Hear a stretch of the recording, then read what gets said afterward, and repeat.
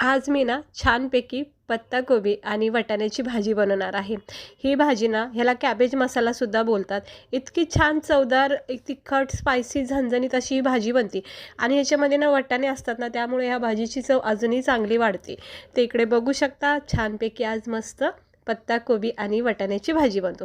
आपण नेहमी बघा बटाटं, डाळ वगैरे टाकूनच पत्ताकोबी बनवतो. पण अशा पद्धतीने ही मटार वगैरे टाकून तुम्ही ही पत्ताकोबीची भाजी करून बघा. खायला इतकी भारी वाटते ना, चपात्यासोबत किंवा डाळ-भातसोबत टिफिनला तुम्ही हे नेऊ शकता. खूप सोप्या पद्धतीने, सिंपल पद्धतीने बनली जाते. कुठलंही वाटण नाही, काही नाही. अगदी सोप्या पद्धतीने ही भाजी बनली जाते. तर चला बघून घेऊया आपण याला लागणारे साहित्य, बनवायची कृती. आजची रेसिपी आवडली तर लाईक करा, चॅनेलला सबस्क्राईबर करा. तर इकडे बघू शकता हे टिफिनपुरती समजा तुम्ही एवढीशी पत्ताकोबी वापरू शकता. आता मला आईपुरती माझ्यापुरती करायची, त्यामुळे मी थोडीशी पत्ताकोबी घेतली, म्हणजे अर्धी पत्ताकोबी चिरली. असे पातळ उभे काप करायचे. असे बारीक चौकन करण्यापेक्षा ना असे पातळ उभे काप केले ना सुंदर भाजी दिसते. आणि हे वाटाणे मी थोडेसे घेतलेत, एक अर्धा वाटीच्या अंदाजाने थोडेसे गरम पाण्यामध्ये उकळून घेतलेत. म्हणजे काय होतं, कच्च्या वाटाण्यापेक्षा असं नरम सॉफ्ट उकळून घेतले की भाजी लगेच झटकेपट होते. त्यामुळे अगदी थोड्याशा पाण्यामध्ये ना उकळून घ्यायचं, जास्त गाळ करायची नाही.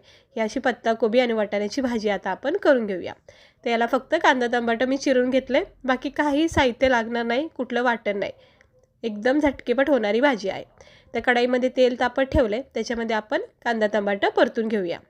तर हे बघा, कढईमध्ये तेल तापत ठेवलेलं होतं, त्यामध्ये मी कांदा टमाटर परतून घेते. ह्याला अद्रक लसूण टाकू शकता पेस्ट वगैरे, किंवा थोडासा कूट टाकू शकता, किंवा नाही टाकलं तरीही भाजीला चव छान येते. त्यामुळे मी इकडे वापरलं नाही, पण तुम्ही टाकू शकता. तर एक कांदा टमाटर जरा परतून झाला, याच्यामधला कच्चापणा थोडा निघाला की याच्यामध्ये चवीनुसार मीठ टाकायचं, भाजीला पुरेल असं मीठ टाकायचं. त्यानंतर आपण थोडेसे बेसिक मसाले टाकायचे. आता हा कॅबेज मसाला ह्याला बोललं जातं, त्यामुळे ही भाजी ना मसाल्याचीच बनते. तसं तुम्ही हिरवी मिरची, लसूण, अद्रक थोडी ठेचून केली ना आणि असं कांदा टमाट्यासोबत परतून घ्यायचं. जिकडं लाल मसाला टाकला ना तिकडं फक्त मिरची, लसूण, अद्रकचा कूट टाकायचा. इकडे मी धना पावडर, लाल मसाला, हळद, चवीनुसार मीठ, गरम मसाला, हे बेसिक मसाले जे आपण रोजच्या जेवणामध्ये वापरतो बघा, ते टाकायचे आणि याला मिक्स करून घ्यायचं. पुन्हा एकदा सांगते, ही भाजी तुम्ही हिरव्या मिरचीची करू शकता. लसूण, मिरची आणि अद्रकचा थोडासा कूट करायचा आणि मग कांदा टमाट्यासोबत परतून घ्यायचं. हे बघा, आता चांगला मसाल्याला तेल सुटलेलं आहे. गॅस अगदी स्लो करायचा आणि हे शिजलेले उकळलेले वाटाणे आपण याच्यामध्ये टाकून घेऊया. हे वाटाणे ना थोडेसे गरम पाण्यामध्ये उकळून घेतले ना भाजी झटकेपट होते, काही वेळ लागत नाही. आणि कच्चे वाफरले तर थोडंसं, म्हणजे कसं, पत्ताकोबी लगेच गाळ होऊन जाईल आणि मग वाटाण्याचा कच्चापणा राहू शकतो.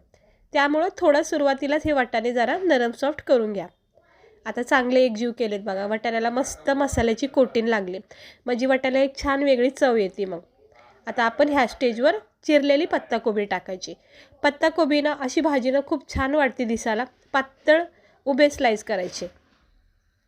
आता ही पत्ताकोबी मसाल्यामध्ये, म्हणजेच वाटाण्यासोबत मसाल्यासोबत चांगली एकजीव करून घ्यायचा.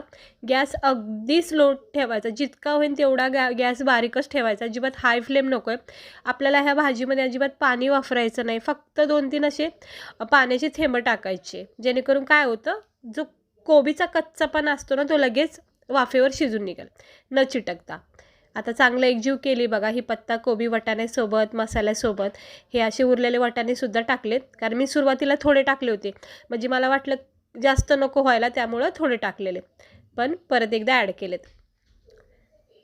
हे बघा, आता चांगले एकजीव झाले. याच्यावर फक्त थोडंसं पाण्याचा शितोडा मारते, म्हणजे थोडंसं शिपळून घेते.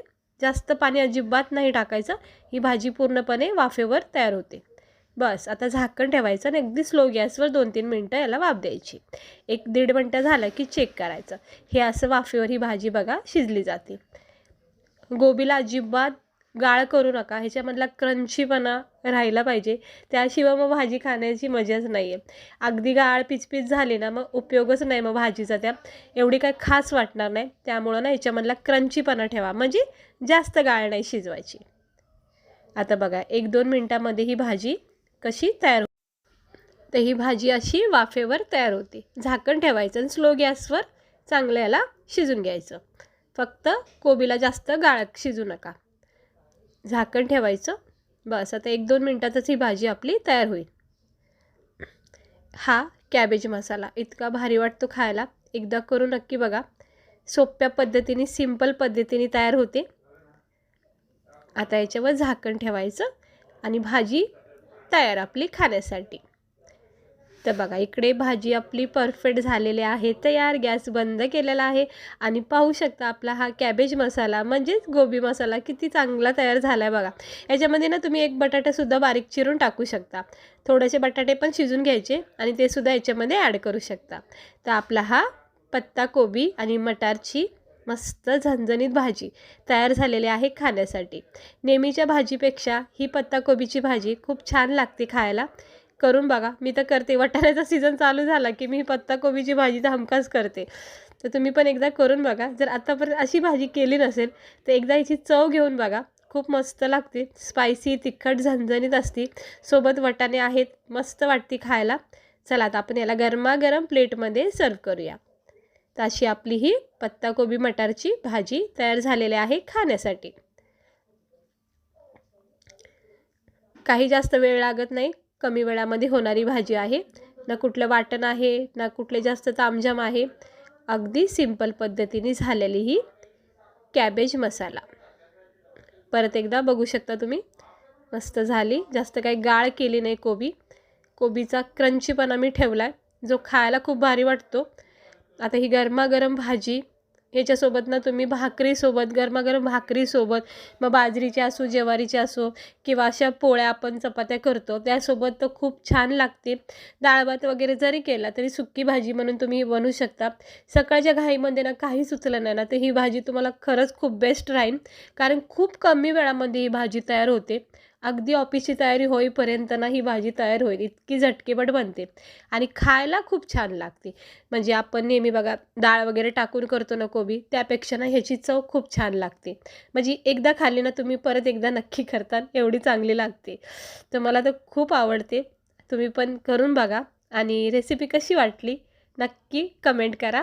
चला भेटते मी तुम्हाला पुढच्या व्हिडिओमध्ये अशाच छान छान मस्त मस्त रेसिपीसोबत. स्वस्त राहा, मस्त राहा, काळजी घ्या आणि ही रेसिपी एकदा तरी करून नक्की बघा.